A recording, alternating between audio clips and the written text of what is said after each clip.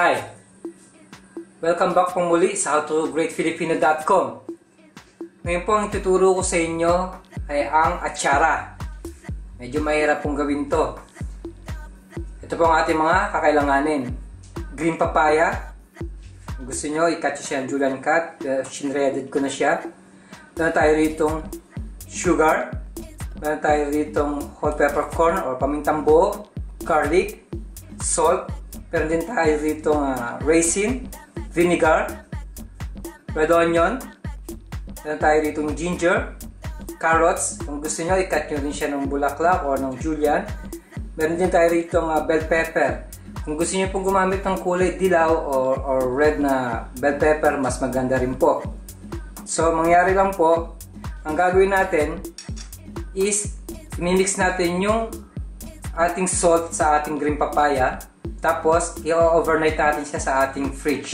Tapos, tuturo ko sa inyo yung next step. Okay, tutuloy na po natin ang paggawa ng atsara. Ito na po sa mixing bowl yung ating green papaya. Mangyari lang po, lalagyan natin siya ng maraming salt. Tapos, alamasin na po natin. So, gaya ng sinabi ko, kailangan po overnight yung ating papaya at asin sa fridge para matanggal po yung dagta, matanggal yung bitterness ng ating papaya. So, tatakpan ko na po ito ng cling film, ilalagay ko na po siya sa fridge. Tapos po, bukas, papakita ko ulit sa inyo ang next procedure. Okay po, nag-overnight na po yung ating green papaya sa fridge along with the salt. So, mangyari lang po, hugasan natin siya. Tapos, pipigay natin siya sa malinis na cloth. Tapos, kailangan po, pigang-piga siya para matanggal yung katas, yung dagta ng ating papaya. Ngayon po, hugasan ko na siya sa aking lababo. Okay po, ito na po yung kinalabasan ng pinagpigaan ko ng papaya. Make sure po na pigang-piga, walang natitirang tubig.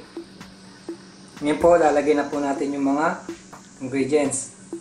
Lagyan po natin siya ng luya, red onion, carrots, ang ating pong bawang, bell pepper. Kaya po na sinabi ko, kung meron kayong red or yellow, mas maganda rin. Pamintang buo or peppercorn,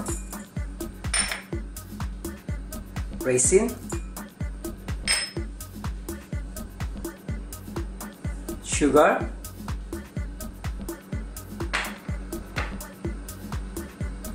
at salt. Haluin na po natin siya.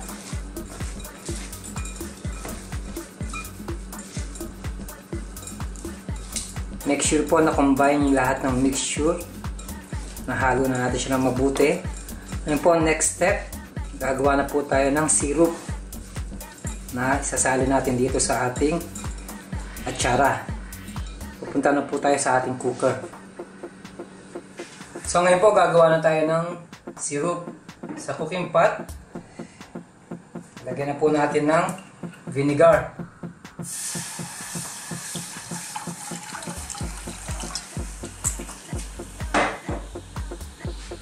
Lagay po natin yung sugar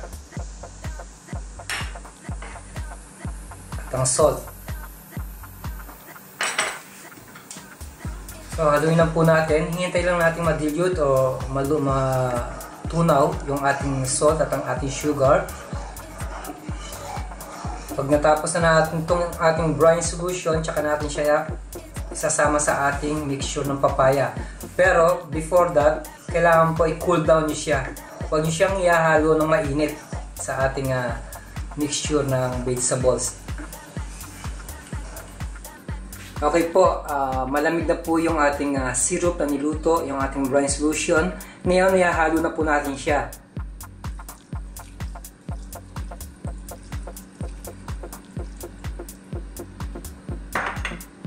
Tapos haluin natin. Ngayon po, kung meron kayong garapon, para i-preserve siya, mas maganda. Pero make sure yung inyo pong bote na gagamitin or garapon na gagamitin ay malinis na malinis. Tuyo siya, walang tubig, or else masisira ang ating atsara. So gumawa lang po ako ng small portion para sa amin. Hindi ko na ito i-preserve ng mas matagal. So ito na po ang ating napakasimple at napakasarap na atsara. Maraming salamat po sa panonood ng howtogreatfilipino.com. Mabuhay!